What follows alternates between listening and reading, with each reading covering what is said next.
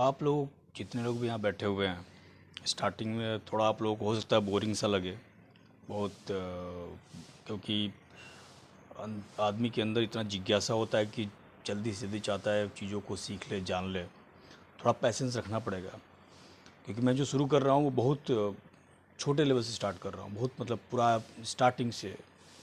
जैसे विद्यते ज्ञानते निनीते वेदः, अर्थात जिसके द्वारा कोई ज्ञान प्राप्त किया जाए वो सारी चीज़ें वेद है, वही वेद है जिसके द्वारा भी ज्ञान प्राप्त किया जाए। वेद को भारतीय ज्ञान में सभी विद्याओं का मूल कहा गया है। जैसे आप लोग समझते हैं, मूल जड़ का मतलब है केतु, जड़ को केतु से जोड़ा गया है। ऐसे ही जो वेद है, वेद को सारे ज्ञान का एक जड़ बोला गया है। अब जो वेद है, वेद के 6 अंग हैं। उसमें सबसे पहले आ जाता है शिक्षा, कल्प, व्याकरण, निरुक्त, छंद और ज्योतिष। 6 विद्या होती हैं, 6 जो मेन अंग हैं। अब वेद के जो चक्षुरूपी अंग हैं, उनको जो आचार्यों द्वारा ज्योतिष शास्त्र की जो संज्ञा प्रदान की गई है, जो आचार्य थे उन्होंने ज्योतिष शास्त्र का संज्ञा प्रदान किया गया कि ये ज्योतिष शास्त्र, ये वेदों का आइज है, आंखें हैं। वेद जो भास्कराचार्य जी हैं, इन्होंने सिद्धांत शिरोमणि ग्रंथ में लिखा है कि ज्योतिष वेद का निर्बल चक्षु है, जो दोष रहित है और इसके ज्ञान के अभाव से समस्त वेद प्रतिपाद विषय क्रिया की सिद्धि नहीं हो सकती है। मतलब कोई भी सिद्धि नहीं हो सकती है जब तक कि ज्योतिष का हम उपयोग न कर पाए। भारत जो है एक देश है, एक अलौकिक बुद्धिमान, महान तपस्वी, त्रिकालदर्शी महर्षियों ने अपने जो त्रिकालदर्शी जो महर्षि थे, उन्होंने अपने तपोबल के आधार पर आम जनमानस के लाभार्थ के लिए अनेक शास्त्रों का निर्माण किया, जिनमें ज्योतिष शास्त्र का एक विशेष स्थान, जो सर्वश्रेष्ठ स्थान पे रखा गया है। अब जो है आप लोग ये देखेंगे कि ज्योतिष शास्त्र जो रहा है सृष्टि में, जब वस्तु की उत्पत्ति हुई तो उस समय जो संपूर्ण ब्रह्मांड था, जब इंसान जन्म लिया इस धरती पे, तो उनके दिमाग में ये चीज़ आया होगा, क्योंकि जो जिज्ञासा है, जैसे आप लोग भी बहुत ज़्यादा जिज्ञासा हो रहा होगा कि जल्दी जल्दी सीख लूँ। उस टाइम पे जब मनुष्य जब पैदा लिया, तो उस टाइम से ही ज्योतिष का कहीं ना कहीं शोध स्टार्ट हो गया, क्योंकि उनके दिमाग में जिज्ञासा होने लगी कि कब, क्यों, कैसे, कि जो समस्त में जो इस सृष्टि में जो घटनाएं घट रही हैं, सूर्य जो है प्रतिदिन पूर्व से क्यों निकल रहा है, ये तारे टूटते क्यों है, चंद्रमा क्या है, ये तारा क्या है, ये सारी जो चीज़ें हैं, ऋतुओं का एक के बाद एक आना, एक सिस्टमेटिक ढंग से ऋतुओं का आना, ये सारी चीज़ें लोगों को जिज्ञासु बनाते गया कि क्यों ऐसा घटना घट रहा है।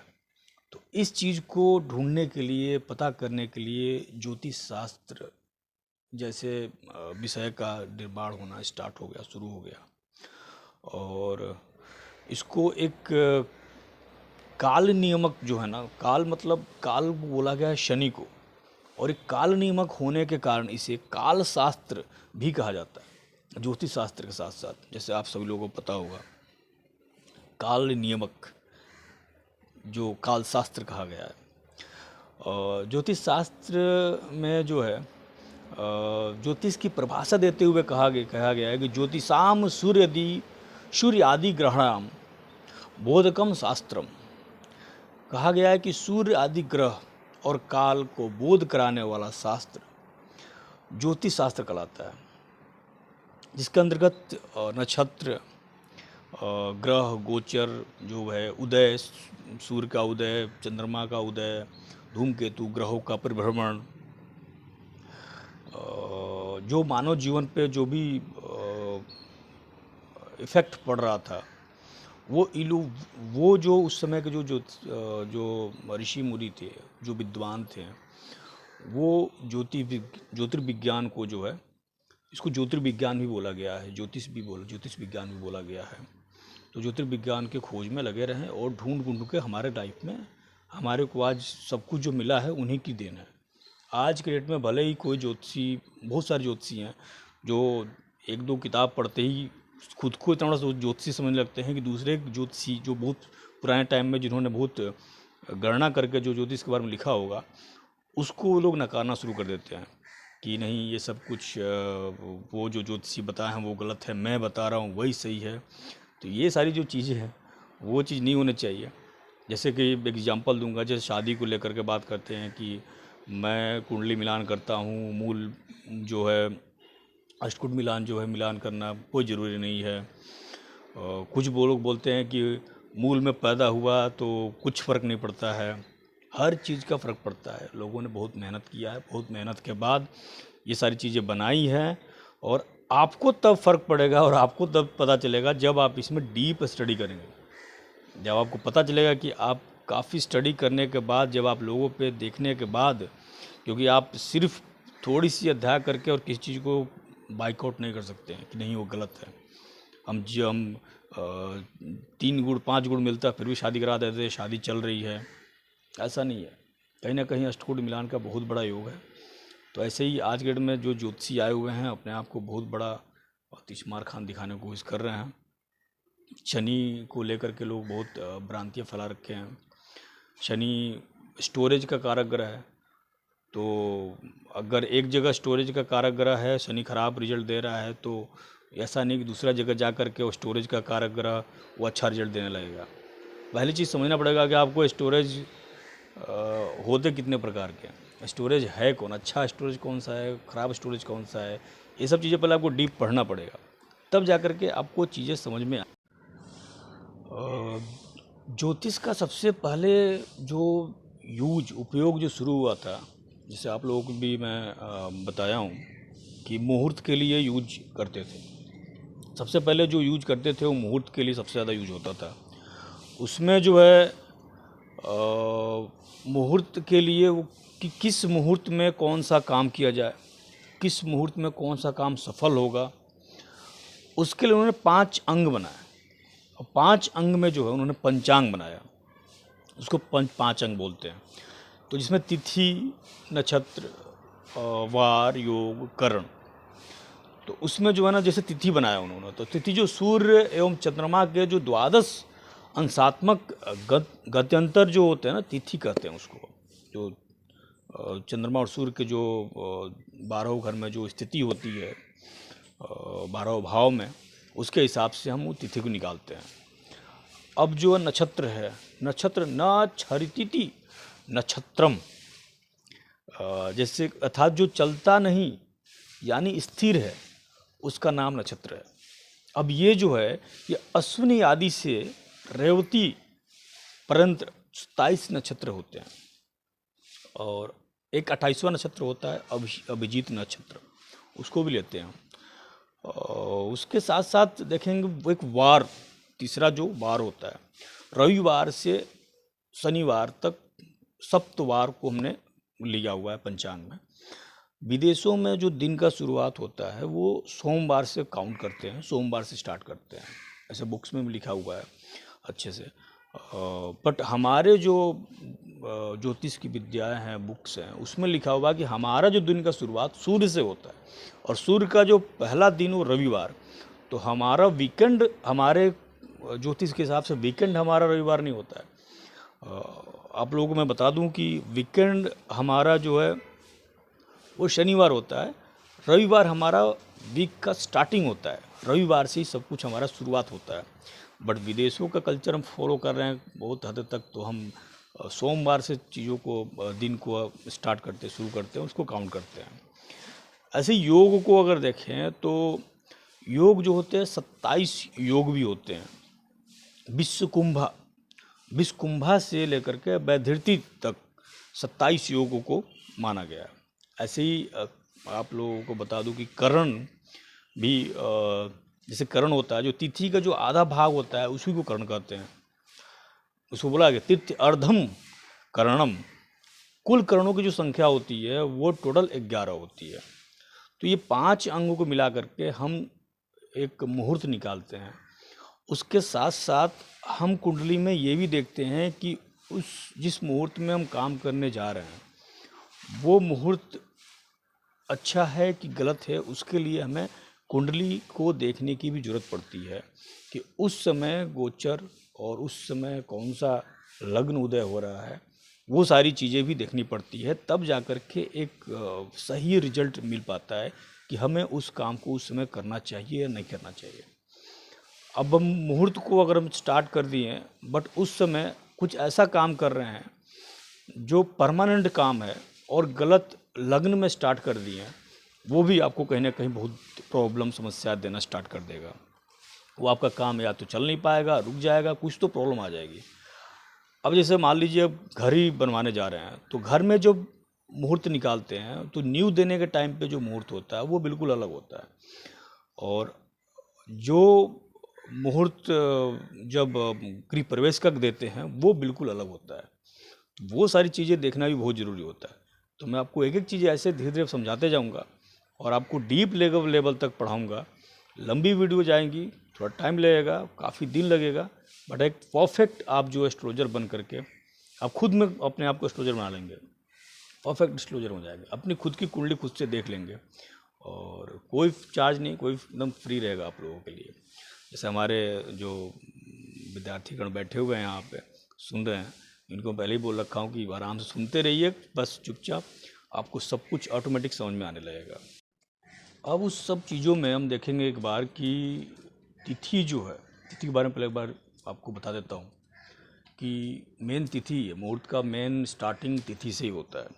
तो तिथि के लिए क्या करेंगे हम, चंद्रमा जो होता है ना, जब अपने पथ पर भ्रमण करता है, स्वगति से ही चलता है, जब सूर्य के सन्निकट पहुंच जाता है तब वो अमावस्या तिथि होती है। अर्थात अमावस्या तिथि के दिन सूर्य और चंद्रमा जो होते हैं ना, दोनों के दोनों एक ही राशि में, एक ही अंश और एक ही कला में होते हैं। उसके बाद सूर्य एवं चंद्रमा दोनों अपने अपने मार्ग से घूमते हुए जब 12 डिग्री का अंतर उत्पन्न करते हैं, उसी को तिथि कहा जाता है। अब 12 जो अंशात्मक जो होता है, डिग्री के अंतर जो होता है, एक एक तिथि को ये बताते जाते हैं। तो टोटल जो है, जो पूरा चक्कर लगाता है तो वो जो है 360 डिग्री का, वो 60 डिग्री का पूरा सूर्य चंद्रमा राशि का पर एक राशि पे आ जाता है। एक चंद्रमा जब सूर्य से 12 डिग्री का अंतर को पूरा होता है तो उसी को तिथि का भोग काल कहा जाता है। अब तिथि का जो अंतर जिस समय से प्रारंभ होता है वह पंचांग में अंकित रहता है। जब 1, 2, 3, 4 जितने भी आदि तिथियां चंद्रमा की कलाएं हैं उसे तो शुक्ल पक्ष कहा जाता है। और जिस समय चंद्रमा की कलाएं घटने लगती हैं, जब बढ़ रही होती हैं कलाएं तो शुक्ल पक्ष, जब घट रही होती हैं कलाएं तो कृष्ण पक्ष बोला जाता है। इसी में जो है 2 पक्ष हो जाते हैं, एक महीना में 2 पक्ष, कृष्ण पक्ष और शुक्ल पक्ष। तो बहुत सारे ऐसे ग्रह हैं हमारे, जिन ग्रहों का जो कुछ पूजा पाठ करना होता है तो उनको हम शुक्ल पक्ष में लाते हैं। कुछ ग्रह होते हैं जिनका कृष्ण पक्ष में पूजा पाठ करते हैं। जब कुंडली में, जब ऊपर सौर मंडल में चंद्रमा की कलाएं पूरा घट जाती हैं और घट करके फिर वो सूर्य के पास एक ही राशि में चला जाता है, उस दिन वो अमावस्या मान लिया जाता है। और अमावस्या जो है पंचांग की तीसरी और सबसे आखिरी तिथि होती है। तिथि के बाद अब वार की बारी आती है। तो आप लोगों को जैसे तिथि को जब समझा रहा हूँ तो तिथि जो है मेन रोल प्ले करता है, वैसे ही वार जो है वार का भी पंचांग में बहुत बड़ा रोल है। ज्योतिष में भी बोला गया कि एक सूर्य से दूसरे सूर्य के मध्यवर्ती काल को वार कहा गया है। अब जो है अर्थात वार का मतलब ही है कि जो सुखपूर्वक, वासरे बोला गया, वासरे वसाता है, मतलब लिविंग, सुखपूर्वक रखता है और सुगंधित करता है, उसी को वासर कहते हैं। और वासर ही वार बन गया, सौ उसमें से निकल गया, वार बन गया। जैसे रविवार से लेकर के शनिवार तक। अब सूर्योदय से प्रारंभ होने वाला जो चरवार का जो चरवार वो कहा जाता है, क्योंकि प्रत्येक स्थान का सूर्य जो है ना अलग अलग होता है, उदय होता है, तो उसे चरवार बोला गया है। वार शब्द शिव का पर्यायवाची शब्द है। दूसरे प्रकार का वार जो है स्थिर वार होता है। यह उज्जैन के जो सूर्योदय से प्रारंभ होता है। यह अक्षांश जो है, जो अपना डिग्री लेते हैं 23/11 डिग्री रेखांश और 76 डिग्री की गणना पर आधारित होता है। यह रेखा जो है मध्य रेखा जो निकलती है वहाँ से लिया गया है।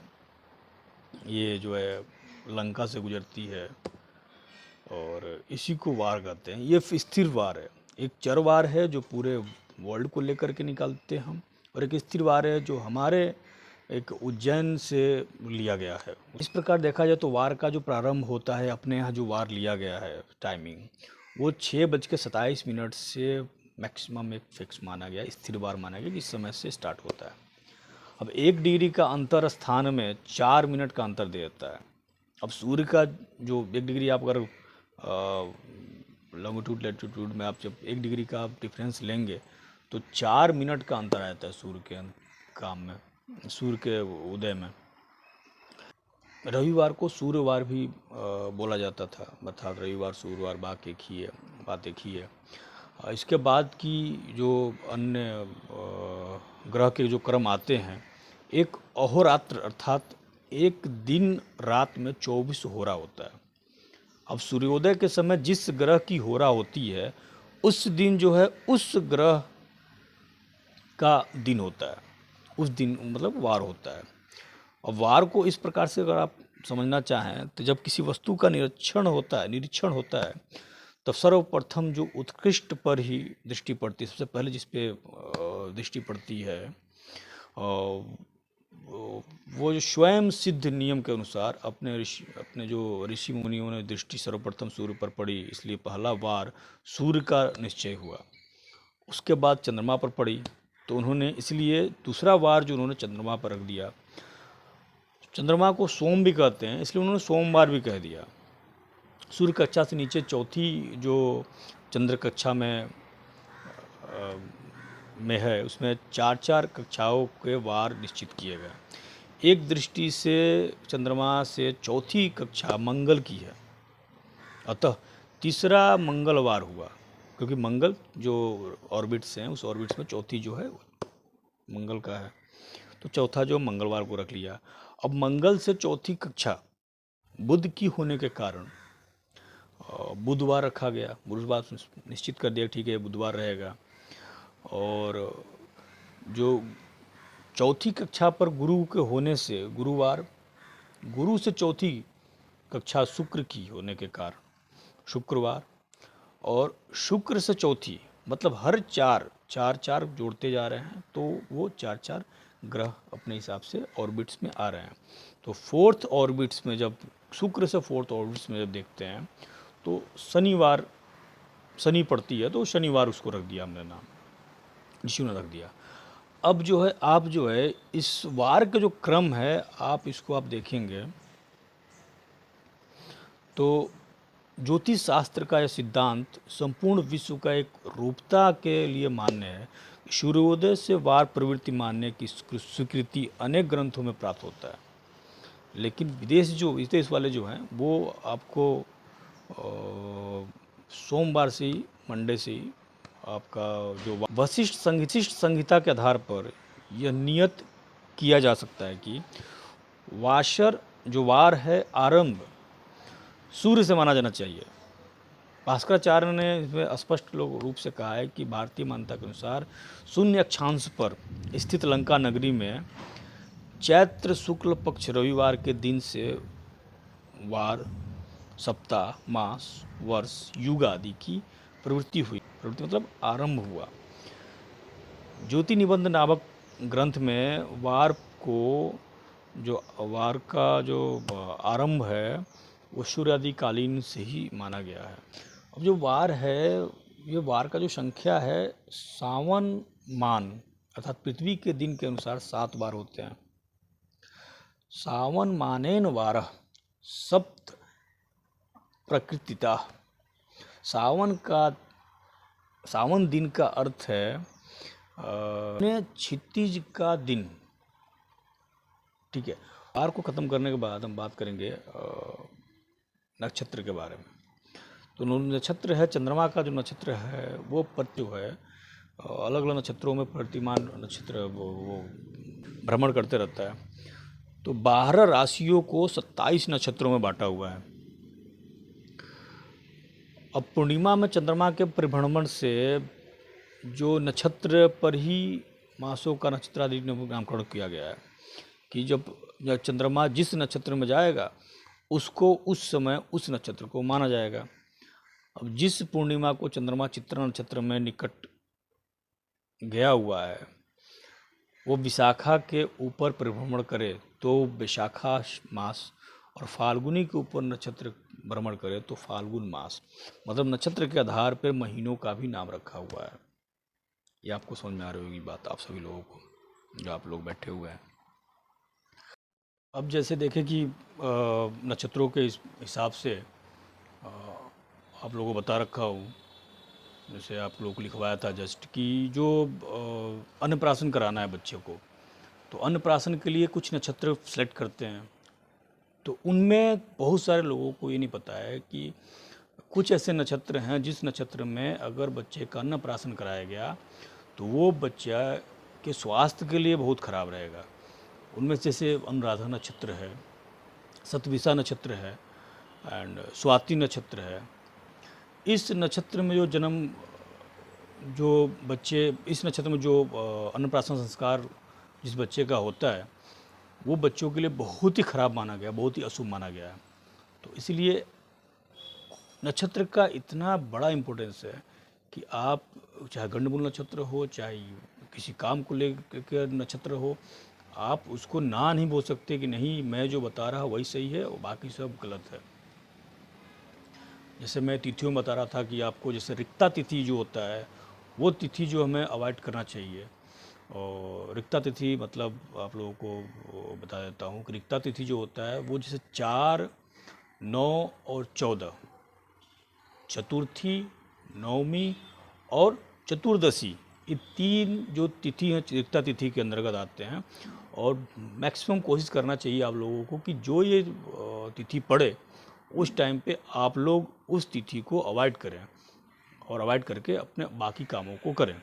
ऐसे ही नक्षत्रों को लेकर के भी है कि आप नक्षत्रों पे सही नक्षत्र को ढूंढ करके उसी नक्षत्र में अपने सही काम को करें ताकि आप लोगों का सपोर्ट हो और आप लोगों का मतलब काम में सपोर्ट हो और आप लोगों का काम बने। अब इसको ज्योतिष से जब ऐड करते हैं तो देखिएगा जैसे किसी बंदे को लोन लेने जाना था, बंदा लोन लेने के लिए जा रहा है, तो अब देखिए नक्षत्र भी कैसे काम करते हैं। उस बंदे को लोन लेने के लिए निकला और उस समय जो है केतु कहीं ना कहीं उसके कुंडली में समस्या प्रॉब्लम क्रिएट कर रहा है, समस्या दे रहा है। और उस टाइम पे जब लोन लेके गया तो पता चला कि जो बैंक मैनेजर था, जो लोन सेंक्शन करने वाला मैनेजर था, उसका नाम ही अश्विनी था।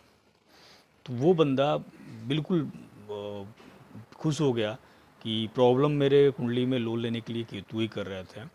और संयोग देखिए कि अश्विनी नाम का ही बंदा, क्योंकि लोन के साथ जो लोन का ग्रह है उसके साथ वो केतु बैठा हुआ है और केतु का जो नक्षत्र होता है पहला नक्षत्र अश्विनी नक्षत्र होता है, तो अश्विनी नक्षत्र से कनेक्टेड है। तो जो अश्विनी जैसी उस बंदे का नाम आया उसका लोन बहुत ईजिली सेंक्शन हो गया। तो नक्षत्रों का, ग्रहों का बहुत बड़ा इंपॉर्टेंस है हमारे लाइफ में। और आगे भी आपको बताते रहूँगा। आपके सारे नक्षत्रों को लिखवा देता हूँ और उसके बाद फिर आप जो है आप उसको याद कर लीजिएगा, फिर आपको बार, करण, बाकी सब चीज़ें बताते